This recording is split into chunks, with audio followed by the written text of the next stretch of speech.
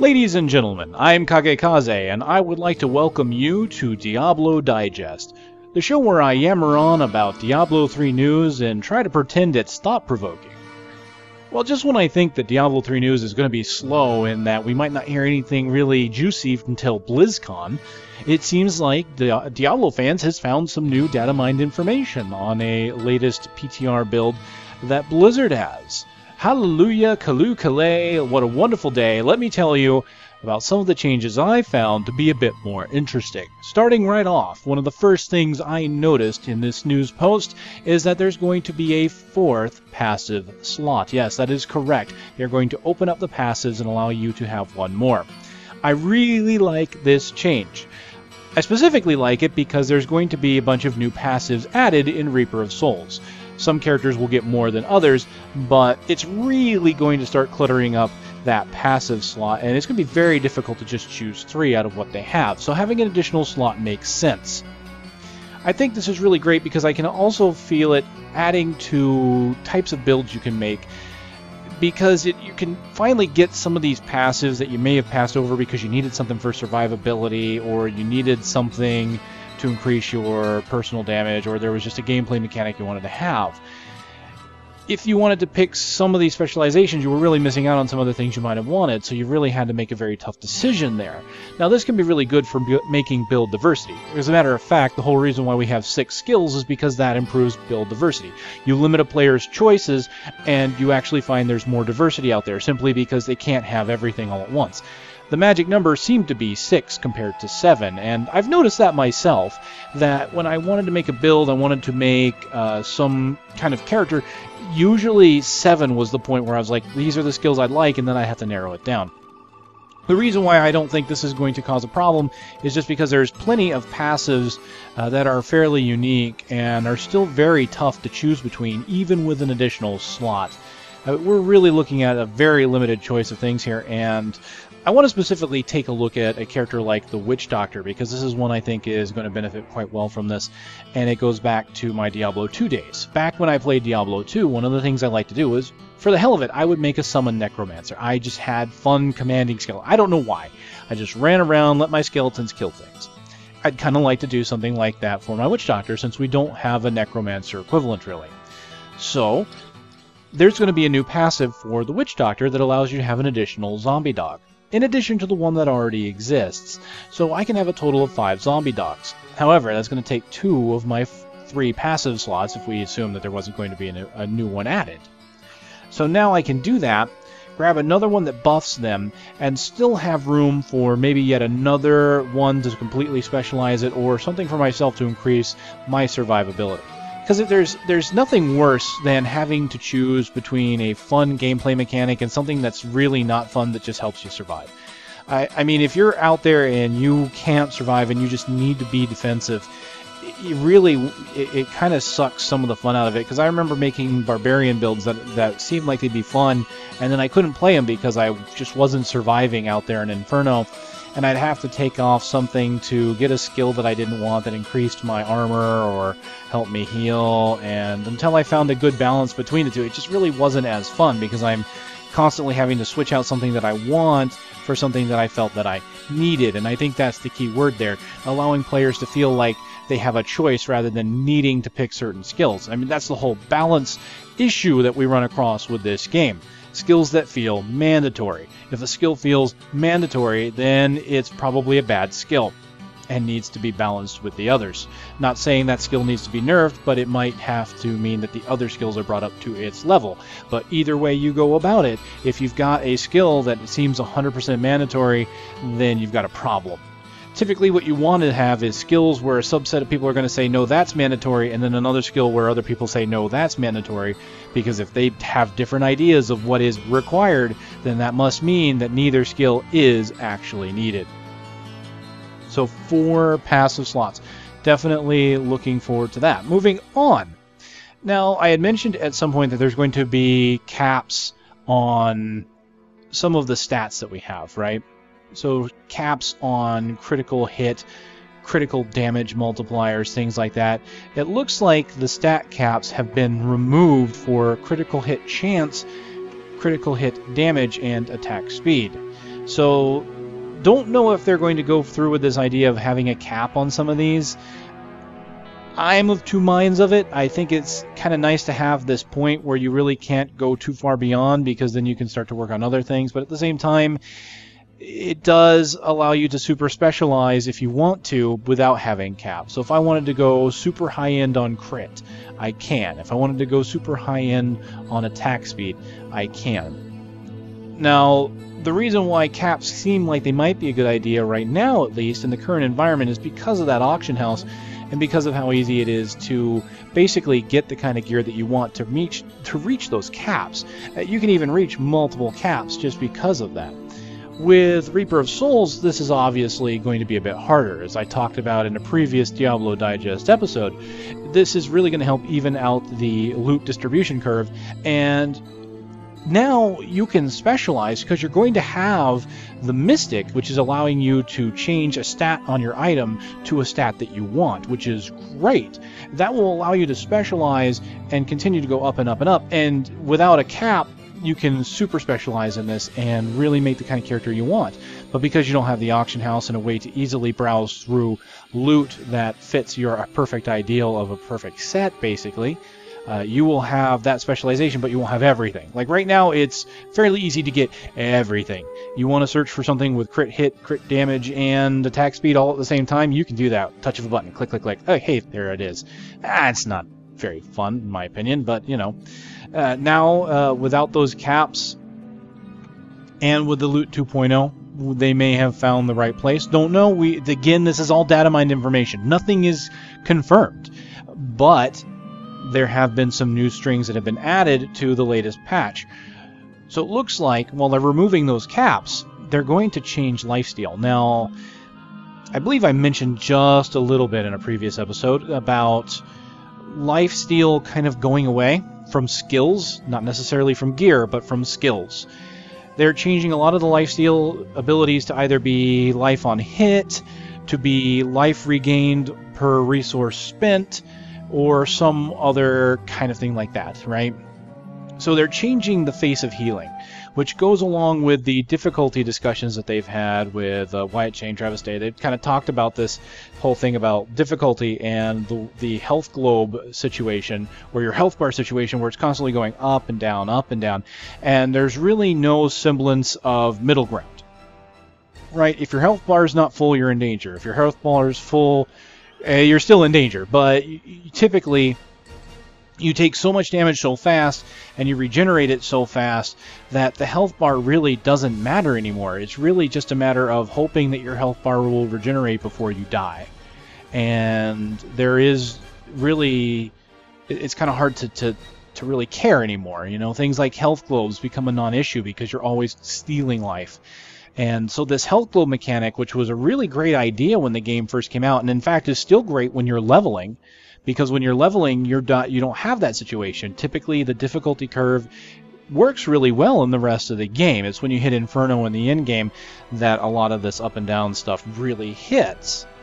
So what they're going to do is they're putting in this string, at least, so we'll have to see if this remains, that lifesteal is going to be less effective as you level. So once you hit the current level cap of 60, the lifesteal on your gear is going to go down to a 10% multiplier. So basically, all the lifesteal of the gear that you have, you are only going to gain 10% of it. By level 70, it will no longer function at all. So what they're going to do, this is almost like what they did with Nephalem Valor, right? They introduced Nephalem Valor as a way to phase people out of gear. They didn't want you to have to worry about Magic Find and Gold Find gear. So like, okay, let's do this Nephalem Valor thing. If you've got level 10... and Paragon, the Paragon level. So if you got level 100 Paragon, you have no need of Magic Find gear at all, because you're just going to always be capped. So that's kind of their way of letting you phase out gear. So it looks like with lifesteal, they're doing the same thing. They're going to add in a mechanic that says, hey, you know, you're going to want to start getting rid of this gear. It's not going to help you anymore at the end game.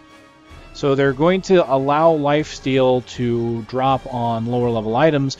Hopefully they remove it from high-end items, that it does not have a chance of dropping at all, because what's the point of having lifesteal drop on a level 70 item if it's going to be useless anyway? So hopefully they do have that in place. I would imagine that they do. I just can't imagine them saying, oh, let's just still allow this useless thing to... No. Granted, it would be a free stat you could transmog, or you could change with the Mystic, but that just doesn't feel right. So, yes, lifesteal, completely useless. So that tells me that any skills that haven't been changed from lifesteal yet probably will be by the time Reaper Souls comes out if this change stays. So that's interesting. 2 new sets appear to be added, a Ninja set and a Thorns set. So they did talk about making Thorns more interesting. It looks like they're going to do it by making a set gear, a piece of set gear. Don't know yet what name it has, obviously, because it's all got placeholder information. I'm interested in this Ninja set. I want to know what they do there, because if they do something cool with that, at least I would hope. I really want to see some new, unique sets. I'm not entirely happy with some of the sets we have, because they're just pretty much glorified legendaries with just a bonus for having more than one, honestly. So I missed the sets of yore, the old D2 sets that had some really kind of interesting ideas on them, and I rebuilt characters just for the sake of some legendaries, or some set pieces, just because I wanted to see how it would work, how I could make it work. I remember intentionally making a Barbarian to try and fit as many sets on that character as I could. So things like Death's Hand or Death's Sash, and combining them with other sets to see how many sets I could complete at one time, to see how many bonuses I could get. That was kind of fun to me, and I like the different things they gave you. So I'm hoping to see more. So far there's only 2 that I see here. Maybe there'll be more later. Alright, so this is an interesting one in the messages.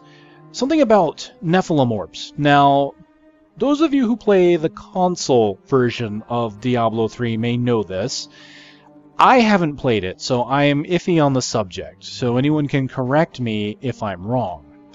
But Nephalem Orbs, in the console version at least, are a way to get some kind of temporary buff. So they're basically side by side with health globes.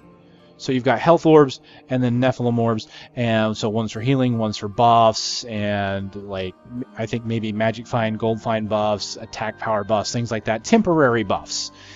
And now there's some strings for collecting Nephalem Orbs. However, the string says you collected number of orbs. So this could very well just have something to do with one of the challenge modes that they're adding to the game. But because it used the name Nephalem Orb, I wanted to bring it up and kind of bring it to attention to show that that this could be anything. We don't know. So no way to tell on that one. More than likely not a addition from the console going in. Lots of legendary descriptions have been added, so there's going to be, it looks like quite a bit here, unique, whole bunch of unique items, axes, swords, daggers, but nothing too much to talk about there. Let's go up to the more recent changes. Some strings on achievements have been added, and this might not seem like much on its own. But let's take a look at one of these strings. Butcher, no hits. Alright, okay, so kill the Butcher without being burned by the floor fires or being grabbed by Ancient Spear on Torment difficulty or higher. That's right, on Torment difficulty or higher. So now we've got proof of a different difficulty mode that's possibly being discussed. Torment. So what's Torment? Well, if we look at the achievements from before, most of them required you to be in Hell difficulty. So are they just going to rename Hell? Well, there's another hint. They are removing one of the loading screen tips. This loading screen tip said defeating normal mode would unlock the next difficulty setting, Nightmare. Okay, that's a little odd.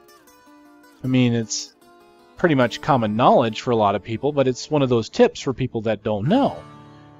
So why would they remove that? Well, there's a bit of speculation going on this one, and I'd be interested to hear what people have to say about that. Because one of the speculations is maybe they're removing everything beyond normal. Maybe they're going to remove Nightmare and Hell and create Torment to be kind of an in-between. Possibly a scaling difficulty based on level or something like that. I'm not sure about that. I've seen that was one of the suggestions that was out there. But there has been talk about 4 difficulties in Diablo 3 just being too much. I mean, let's face it, Diablo 1 and 2 had 3 difficulties. So 1 and 2, 3 difficulties, fine progression, and then 3 comes along and we've got this 4th one because they wanted to create this one difficulty mode to rule them all, as it were. Once you hit max level, give you something to do. Honestly, it just seemed kind of weird to me because you end up hitting 60 sometime in hell difficulty anyway. So why not make the progression from normal and nightmare be 1 to 60, and then make hell be the 60 game? Because going through the game 4 different times can be a bit much. I mean, when you've gone through it 3 times, that's usually a good number there. Like, that always seemed about the just right point when I was playing Diablo 1 and 2. I mean, to go through the game that 4th time, I mean, as maximum level, it's fine. But what I usually end up finding myself doing is, once I hit the level cap, I'm just going to try and skip to the end and get that Inferno unlocked as soon as possible. So maybe they'll tighten that up. We'll have to see. But honestly, anything goes.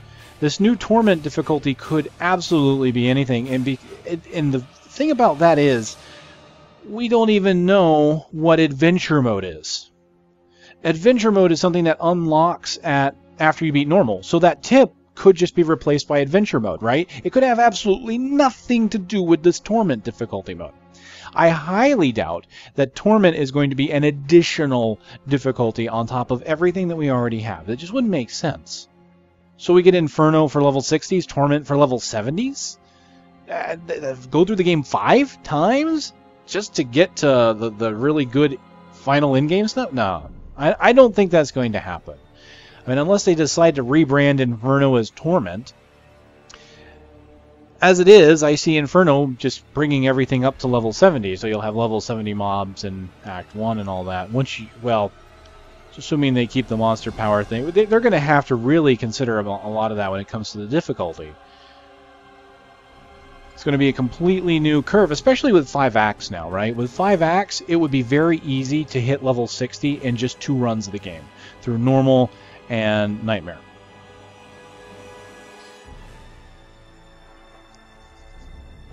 It's hard to tell. I mean, they're not giving us enough, and I have a feeling that we're really going to get the bulk of it really soon at BlizzCon, and I can honestly hardly wait. I'm going to admit, when Reaper of Souls was first announced, I wasn't entirely impressed at first. I had been wanting something to come out for Diablo for a bit, and they've been talking about Loop 2.0, and then they didn't really give us any information, any news, and then all of a sudden Reaper Souls hits.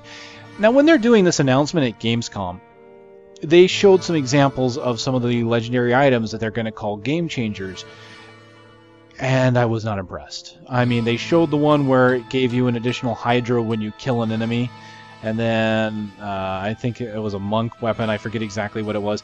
All I know is that the ones that they picked, the only thing I could see on them were they had better stats. And I'm sitting there thinking to myself, this is not what people need or want. This is not the thing people care about. They wanted the uniqueness. And then all the data mine stuff starts coming out, and we start getting a whole bunch of legendary strings. And I'm getting excited now, because I'm looking at these changes, looking at all the ideas they have, that it's going to be, it feels like it's going to be this revamp that the game really needs. I mean, almost like what they did with World of Warcraft Cataclysm, right? They completely just uprooted the world and changed it and made everything from the beginning on, just better. And it feels like it's almost too soon to just completely redo Diablo, but the truth of the matter is Diablo was in such this precarious state from the beginning that it just seems like so much has to change that they might as well do it now. And they're taking that to heart. They really are, from what I can see. There's so many changes, so many strings. I got a list of some of the passives that I was looking at for some of these possible legendary affixes. And I was going to go over these in a Reaper Souls roundup kind of thing.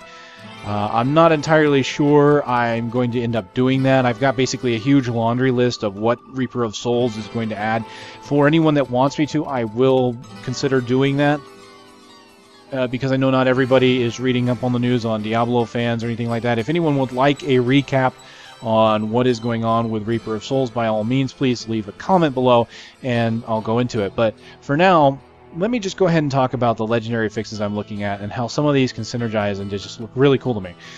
So one of them is enemies you kill have a 100% chance to drop a health globe. Now that's obviously a placeholder number. I don't see 100% staying because we've been talking about health globes being more important now with the difficulty changes. But let's just say there's one that increases the chance for a health globe to drop. There are plenty of classes right now that have some kind of ability that relies on health globes. You can get some additional intelligence and mana for witch doctors. Barbarians, I believe, can get an additional buff. Things like that. But let's take that, right? Let's just throw that out the window. Let's look at some of the other affixes I've seen. Health globes picked up release an explosion for weapon damage to enemies within 40 yards. Picking up a health globe increases your maximum life by 5% for 15 seconds, and it stacks up to 5 times. Percentage chance for health globes to also grant some kind of power-up. So you could combine legendaries to create this unique build. So not only is your skill and your passive setup going to be part of your build, it really seems like items are going to be part of that build. Now, without the auction house, you're not ever going to get that perfect setup unless you trade, which is the important thing. You will have to trade for that to get some of these items. But in the end, too, if you manage to find them and you can create this wonky build, I think that would be just really fun to just get these items. Just let's say I randomly found 2 items and they both synergize off each other like that. That would really make me want to say, you know what, let me try this. Because honestly, you know, you never know. Like these, if someone could min-max out of all the legendaries that are out there, they might say, you know what, those are pointless. Let me go get this thing that gives me, like, invincibility for a minute. You know, I'd rather have that to survive and just go in and wade through enemies. So with the chances of these items dropping randomly, who knows? You might be able to combine those. And I think that looks really cool. So let's look at some of the other things that were out there. Companion. Wolf Companion now summons 3 wolves. So if you could get additional pets.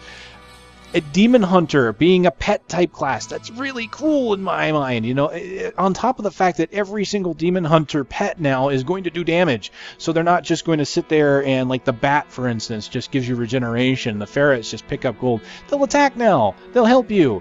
They're not just fluff. You know, their damage might be reduced, but there's still additional damage. So imagine this thing that buffs companions. Absorb an attribute from packs you're fighting. That could be kind of neat. Chill Effects has a 50% chance to freeze instead of slow. Well, that's kind of nice. I believe there's a passive for that, but imagine adding Chill Effects have a chance to freeze to a class that doesn't normally do that. Or maybe you're using frost damage on your weapons. They've already talked about elemental damages are going to have effects again, right? Because the weird thing about Diablo 3 is they took out all the weird elemental effects that used to happen. You know, poison would do damage over time, lightning could stun, fire would burn, ice would freeze. So we might go back to some of that. Here's one. Enemies you hit become marked for death. So if you're a Demon Hunter and you like marked for death, you find this item, hey, you can now switch it out for a different skill. That's a skill changer right there. This is one that I think has seen a revision lately, but when I first saw this, confused me and simultaneously intrigued me, thinking this would be absolutely amazing if they could somehow make this work. Enable all runes for a specific skill. Could you imagine finding a legendary that gives you the benefit of every single rune for one of your skills? Now, some skills that's going to be weird because they have opposing effects, but it looks like, from what I saw, a revamp of that was something like summon 1 giant zombie dog instead of the 3, summon 1 giant one that has all the benefits of all the zombie dog runes. So you would have burning, you'd have poison damage, you'd have life leech, you'd have damage sharing. That's pretty damn cool. I would like to see how many different skills that they put that on and allow you to do this really cool just amalgamation of different skills on this ability. build-changing item here. Let's see. Emanate a slow time bubble around you. That's kind of neat. Here's one that was equip on follower. Gain access to all skills. So not only is there legendaries for you, but for your follower. I hope they continue on that mindset. If they add items that are designed for your companions. So this one, access to all skills. So instead of picking one or the other per tier, you have them all. That's kind of cool. And in a way, it can encourage you to play a little bit with your companions. And they're going to focus on companions and their stories a bit more. So maybe this would be just kind of fun to have the companion out and do that every now and then. But well, I'm excited for that. I think that's kind of cool because I like to play solo a lot. I'll just play with my companion because I like to have the conversations and all that. I just find it to be a more relaxing experience for me usually too when I'm playing by myself. But at the same time, it kind of sucks in a way because some players are never going to get that because some players only play with friends, only play with public games. But I think it's nice to have the option, so I hope they continue with that in mind. Maybe not make too many, but make one or two where that's a thought. When receiving fatal damage, you are instead restored to maximum life and resources. The item is destroyed in the process. Now, I'm not sure if that'll stay, but that's kind of a cool idea. A get-out-of-jail-free card, as it were. You lose the item, but you come back to life. Could you imagine that for hardcore? You find this item that will save you once, and you can... that's it? You'll feel like ass when you lose it, because that means you would have lost that character, but at least you lived to fight another day. That's kind of neat, but I'm not sure if they'll continue on with it. They've never really had the possibility of you losing an item before. So I'll have to see if they continue that. Talking about build changers. Elemental Arrow generates 3 hatred on one of these. So Elemental Arrow, ability that is normally a spender that does a ton of damage and it spins, you can now make it as your primary, as your resource gathering ability. Build changer, you don't need to have one of your hatred generating abilities anymore because you have it as a former spender. I can see that opening up a lot of builds. Let's see. One that prevents 100% of arcane damage and heals you instead for the amount prevented. So that's a good way to deal with those arcane beam monsters. Shrine effects last until death. I think that one was revamped in a recent patch, recent PTR build as well, which I believe it was Shrine effects lasted for just a longer duration or until death, which, you know, that's cool, getting that buffed. Pets deal 100% more damage, so they've got more pet items. Increase attack speed for your pets. Corpse spiders release web on impact that slows enemies, so a build changer if you want to try out corpse spiders. Double the range of deadly reach on a monk. That thing already hits pretty far. I don't know about that. Gain the base effects of all mantras at all times. So once again, we talked about the one with all the runes. In this one, you get the base of all the mantras. That's incredible. Yeah. So you can obviously tell some of these are placeholders. They are just throwing the ideas around. It's almost like they've got this giant dartboard and they're like, hey, let's see what would be really cool, you know, just what would happen if we did this. They are intentionally, from the looks of this list, they are intentionally breaking the game. And it is theirs to break right now in the PTR. If any of us were playing any of this, I can only imagine how people would complain about just some of these things are just too good or too much or something like that. But then again, this being a co-op game by nature, you don't usually see that as much. But I've already seen a couple complaints about PvP when it comes to some of these legendary changes. So you never know. People will find something to complain about at any given time. But they're breaking it. They're breaking it intentionally. They're doing it internally without anyone else getting into it because they want to try it out. They're like, you know what? I know this is going to be broken. I know this is going to be overpowered. Let me see how it feels. And then once they're like, okay, you know, that was kind of cool. Let's make it balanced now. So they dial it back and dial it back a little bit until it's something fun and still powerful. Oh, man. there are several just build changers as well from granting access to a base rune. For example, reduce the cooldown of Fetish Army and Big Bad Voodoo by 1 second each time your fetishes deal damage, so that encourages you to use the fetishes. Here's one that teleport grants the effect of the wormhole rune, so you'll always have the wormhole rune while using teleport, which could free you up to use something else. Magic Missile fires 2 extra missiles, so there's already a rune for that, so why not use a different rune from now on? That's pretty cool. Here's one they talked about before, actually, as an example. Moving unhindered through enemies. So instead of being trapped by enemies, you could just move through them at will. I mean, that's kind of cool, and that's, you know, it's got potential for just being really helpful. I mean, it doesn't seem like a lot, but, you know, there are times you can get trapped, and now you can just kind of move through them and avoid things. This one I know has been changed. Call of the Ancients lasts until they die. I know that's been slightly modified, but I like that. Call of the Ancients is an ability I've really not used in my Barbarian because I find it to be absolutely underwhelming. If I could summon them full time... Seriously, these are just some of the things... I almost wish that that was a rune or something.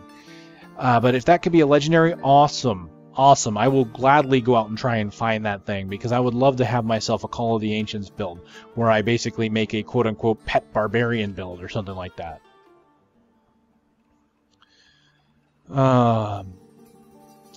After earning a Massacre bonus, summon forth 5 to 10 Skeletal Guardians for 45 seconds. That's kind of cool. I think that was recently changed to, instead of Guardians, that it would rain gold or something like that. See, so there's some silly ones even. And even one that chance on being hit to deal 1000% of your Thorns damage. So they are, again, looking at Thorns build because they, you know, now they can do that. Again, keep in mind that everything I've read off here is placeholder. In a beta that doesn't technically exist to us. It only exists to Blizzard. So any of this could change. But I just kind of wanted to impress the idea that they're really thinking about it. And I feel really sad that they started off with such a weak footing when it came to, like, announcing this and showing off some of these ideas. It almost feels like they're intentionally not hyping themselves up. It's almost like Blizzard doesn't want to really put all this information out just yet because maybe they're afraid. Maybe they're afraid of overpromising it.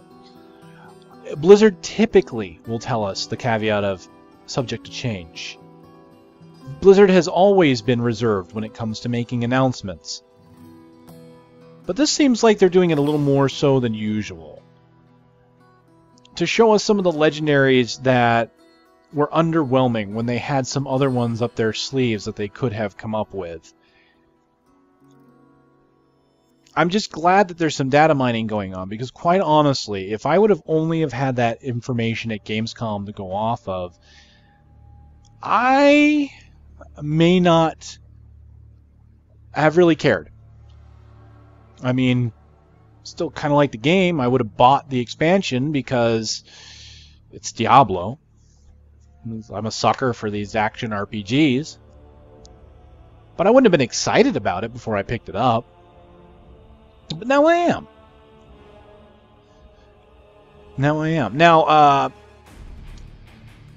before I go on this one, because that's pretty much all I really had to talk on this one, leave you with this last thought. And again, we don't know anything about adventure mode, right? I had mentioned that before. They've got a map for adventure mode that shows you where things will be, and it's got the waypoints on it, more like. So instead of just a list, it's going to be a map. Now, unfortunately, the map that we've gotten from the data mine information only shows Act 1. And I was kind of hoping it would show other acts. Blizzard has been asking a lot lately about what would you do if they removed the waypoint restriction from going between acts. It is very possible that adventure mode will remove that restriction. It's not confirmed. I haven't stated anything. There hasn't even been any strings to suggest that that will happen. There's really nothing in these patches that show that that will happen. But that's not something you can really pick up in data mining unless they add a UI for it. Because then we can see the actual UI and see where they would put these buttons. So for now, we have no way of knowing. But they're hinting at it very strongly. If it doesn't come out in Reaper of Souls, then I can't imagine it would be much longer, because this is something that people have been asking about for a very long time. So I really hope that they do that. I mean, it would really help with just general gameplay. I mean, being able to go, like, let's say farming keys for the Infernal Machine. You could go get your stack of Nephalem Valor, go to one key warden, go to the next, and just get them all done in one shot, rather than having to stop the game, reopen the game, stop the game, reopen the game. You could formulate plans. You could farm longer. Because let's say you have a favorite farming spot in different acts. You can go to one, go to the next, and do it whatever order you want, without interruption. I understand why people want that. I'd love it. It was in Diablo 2. Why not? So let's hope that we see the return of that. Alright, ladies and gentlemen, that has been the latest news as far as data mine information. There is more out there, by the way. I've not covered everything. There are changes to character classes. Quite a bit of character class changes, actually, that I'm looking forward to. I really need to go over those at some point and just discuss those, because there looks to be like there could be some interesting builds and changes here. There are all sorts of strings and stuff. Honestly, I suggest if you're interested in the changes that are happening to Diablo 3, please visit DiabloFans.com. Good folks there. There's usually some really good discussion. I've posted previous Diablo Digest videos there and had some really great back and forth with some of the guys there on the forums. So again, I highly suggest going there. I almost always leave a description or a link to them in the video description, so you can check that out there. So thank you very much for watching, ladies and gents. Again, I am KageKaze. I'll see you in Sanctuary.